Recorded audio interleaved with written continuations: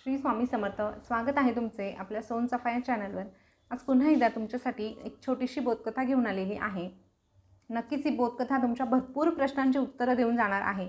आता प्रश्न कुठले आहे तर नक्कीच आपल्याला भरपूर प्रश्न पडत असतात. आपण जेव्हा ह्या समाजामध्ये वावरतो, आपल्या कुटुंबामध्ये वावरतो, नातेवाईकांमध्ये वावरतो, मित्रपरिवारामध्ये जेव्हा आपण राहतो, तेव्हा बऱ्याचदा आपल्या मनामध्ये हा प्रश्न नक्कीच डोकावून जातो. अगदी यामधून कोणीही सुटलेला नसावा. नक्कीच तुम्हालाही या मी जे काही पुढे सांगणार आहे तशा गोष्टींचा अनुभव येत असेल तर खरंच हा व्हिडिओ तुमच्यासाठी खूप महत्त्वाचा ठरणार आहे. नेमकं तुम्हाला तशा परिस्थितीत काय करायचं आहे याचा मार्ग ह्या व्हिडिओतून तुम्हाला मिळणार आहे. फक्त त्यासाठी व्हिडिओ तुम्ही शेवटपर्यंत बघा. त्यानंतर तुमच्या ज्या काही प्रतिक्रिया आहेत त्या तुम्ही कमेंटद्वारे कळवू शकतात. चला मग सुरुवात करूया. तर प्रश्न असा आहे की सतत आपल्याला वाईट बोलणाऱ्या लोकांशी कसं वागावं, किंवा सतत काही लोकांना बघा सवय असते टोमणे मारणे, किंवा मग आपलं काहीही चूक नसताना उगाचच त्यामध्ये चुका काढणे. आपण अगदी उत्साहात एखादी गोष्ट त्यांना दाखवायला जातो, पण त्या बदल्यात मात्र आपल्याला चांगलं काहीतरी ऐकण्यापेक्षा वाईटच काहीतरी ऐकायला मिळतं आणि मग आपण आपला आत्मविश्वास गमावून बसतो, किंवा मग आपल्याला खूप त्याचा मनस्ताप होतो. आपल्या डोक्यातून ते विचार जातच नाही आणि मग काय करावं, कारण आपल्या स्वभावात कदाचित त्या गोष्टी बसत नाही की आपण प्रत्युत्तर करू, किंवा मग आपल्याला असं वाटतं बापरे मग मी प्रत्युत्तर केलं तर मग आपल्या नात्याला तडा जाईल का, मग काय होईल, मग पुढे कसं होईल, बापरे बापरे खूप प्रश्न आपल्या मनामध्ये येत असतात. तर नक्कीच ह्या सगळ्या परिस्थितीला कशा पद्धतीने सामोरं जायचं आहे ते सांगणारी ही बोधकथा आहे. तर कथा सांगायला सुरुवात करते. एक संत असतात. त्या संतांकडे एक माणूस येतो. त्या माणसाची समस्या हीच असते की त्याच्या बाबतीत असंच घडायचं. तो खूप चांगला साधा सरळ होता. त्याला फार हुशारी जमत नसली तरीही तो कोणाला दुखवत नव्हता, कोणाचं नुकसान करत नव्हता. पण त्याच्या ह्याच स्वभावाचा गैरफायदा घेतला जायचा. प्रत्येक वेळेस त्याला गृहीत धरलं जायचं किंवा त्याला कमी लेखलं जायचं. याला काही समजत नाही, याला बोललं तरी याला काय फरक पडतो, आपण याची मस्करी केली तरी त्याला कुठे काय फरक पडतो, असं म्हणून अगदीच त्याचे मित्रपरिवार किंवा त्याचे नातेवाईक त्याची सरळ सरळ त्याला पटकन काहीही बोलून मोकळे व्हायचे, किंवा अगदी घरातले लोकसुद्धा हळूहळू त्याला असंच करू लागले. पण त्याचं जे मन होतं ना ते त्याला खूप त्याचं मन, आपण म्हणतो ना की माझं मन मला खातं, तसंच त्याच्या बाबतीत व्हायचं. त्याला खूप असं वाटायचं की अरे आपल्या बाबतीत असं का होतं, कुणीही येतं आपल्याला पटकन बोलून जातं आणि आपण तो रागही व्यक्त करू शकत नाही. मग राग व्यक्त केला की भांडण होईल की काय, मग कसं होईल, मग काय होईल, मग आता काय करावं. पण मग ह्या गोष्टींनी त्याला फार मनस्ताप व्हायचा.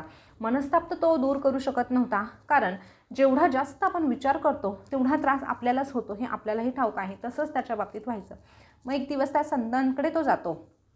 आता त्या संतांकडे त्याची समस्या मांडतो की माझ्या बाबतीत असं असं होत आहे, तर मी काय करू. त्यावर ते संत म्हणाले की तू आज नको येऊ, तू उद्या माझ्याकडे ये, सकाळी सकाळी ये.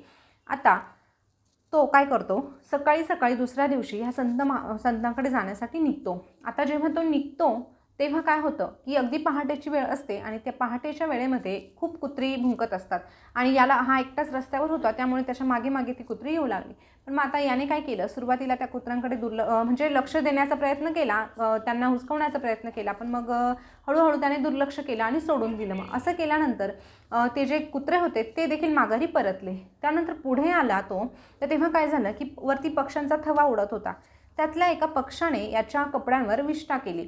आता याचे सगळे कपडे खराब झाले. आता याला असं वाटलं मला तर इकडे जायचं आहे आणि हे काय पक्ष्यांनी केलं, पण मग आता करणार काय ना, त्या पक्ष्यांच्या मागे तर तो जाऊ शकत नव्हता. मग त्याने ते स्वच्छ करून घेतलं आणि आपल्या वाटेला पुढे चालायला लागला. कारण तेव्हा त्याला त्या संतांना भेटणं गरजेचं होतं, त्याला त्याच्या प्रश्नाचं उत्तर मिळणं गरजेचं होतं आणि याकरिता तो आपलं जे ध्येय होतं ते गाठण्यासाठी पटापट पुढे पावलं टाकत होता.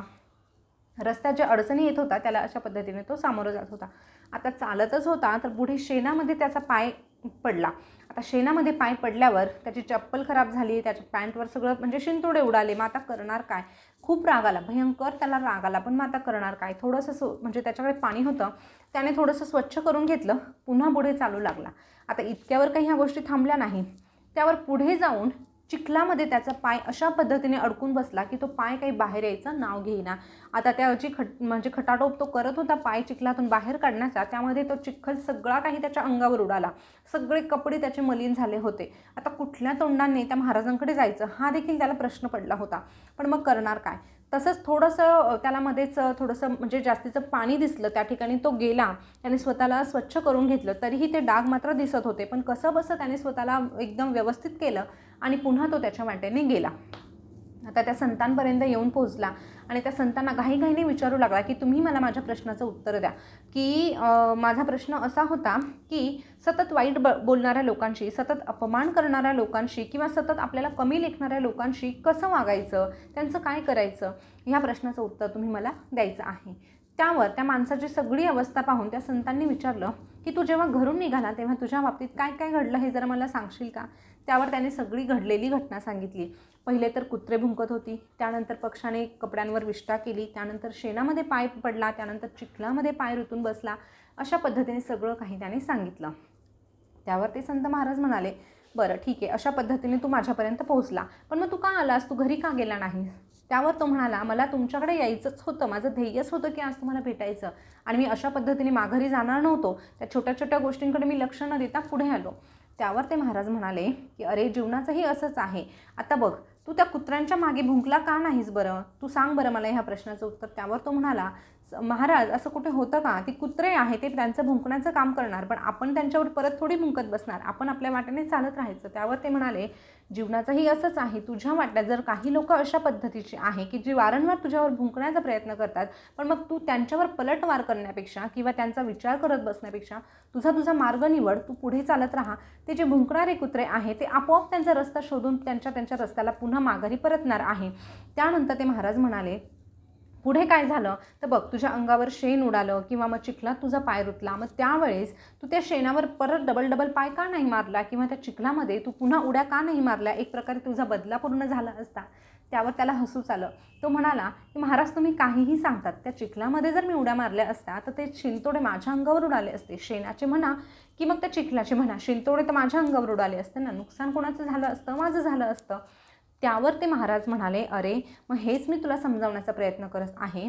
जे लोक तुझा अपमान करतात, वारंवार तुझी खिल्ली उडवतात, वारंवार तुला कमी लेखण्याचा प्रयत्न करतात, तुझ्यामध्ये चांगले गुण बघण्याचं सोडून फक्त चुकीच्या गोष्टी बघत आहे, तर अशा लोकांच्या मागे तू का लागतोस, त्यांचा विचार तू का करतोस. तू जेवढा त्यांच्या जास्त त्यांचा विचार करणार आहे, तेवढे शिंतोडे तुझ्या अंगावर उडणार आहे, त्यांना काहीही फरक पडणार नाही. ते आज तुझं नाव घेतील, तुझं काम संपलं की ते दुसरं कोणाचं नाव घेतील, दुसरा संपला की तिसऱ्याचं नाव घेतील, कारण त्यांचं कामच ते आहे की दुसऱ्यांवर शिंतोडे उडवणे. मग तू हे का करतो. तू जर त्यांच्याकडे लक्ष दिलं तर कदाचित तुला मनस्तापच सहन करावा लागेल आणि मनस्तापाशिवाय तुझ्या हातामध्ये काहीही राहणार नाही. त्यामुळे सरळ भाषेत तुला जर सांगायचं झालं तर तुझ्या प्रश्नाचं हेच उत्तर आहे की जर असे लोक तुझ्या रस्त्यात येत असतील, तुझ्या वाट्याला येत असतील, तुझ्या घरात असतील किंवा तुझ्या आजूबाजूला नातेवाईकांमध्ये, मित्रपरिवारामध्ये असतील, तर अशा लोकांपासून 2 हात बाजूला राहा. समोरासमोर येतात तेवढं पुरतं तेवढं बोल, पण मग ते काय बोलतील ही मनाची तयारी ठेव. तुला ठाऊक आहे ना की हे वाईटच बोलणार, तर ते ऐकण्याची तू तयारी ठेव. ते त्यांची पाठ फिरली की तू सोडून दे, ते जे काय बोलले ते त्या क्षणी तिथल्या ठिकाणी सोडून दे. असं समज की मला काही ऐकायलाच आलं नाही आणि तुझं जे जीवन आहे ते अगदी व्यवस्थितरित्या, म्हणजे तुझं जे जीवन आहे ते जगण्याचा प्रयत्न कर. अशा पद्धतीने तू जर जगलास तरच तू खऱ्या अर्थाने जगशील आणि तुला जे आनंद आहे तो देखील तुला अशा पद्धतीनेच मिळणार आहे. तर नक्कीच त्या माणसाला त्या संतांकडून त्याच्या प्रश्नाचं उत्तर मिळालं आणि तो अगदी आनंदाने त्याच्या घरी परतला. तर बघा, आपल्याही आजूबाजूला अशा पद्धतीची जर वर्तणूक तुम्हाला आढळून येत असेल तर आपल्यालाही नेमकं हेच करायचं आहे. बदला घ्यायचा आणि अजून अपमान करायचा, ह्या गोष्टी करत बसण्यापेक्षा 4 हात लांब राहणे यातच आपलं सुख आहे. तर कथा कशी वाटली कमेंटमध्ये नक्की सांगा. पुन्हा भेटूया अशाच नवीन कथेसोबत. तोपर्यंत स्वस्थ राहा, मस्त राहा आणि आपल्या सोनचाफा या चॅनलवरच्या बोधकथा ऐकत राहा. धन्यवाद.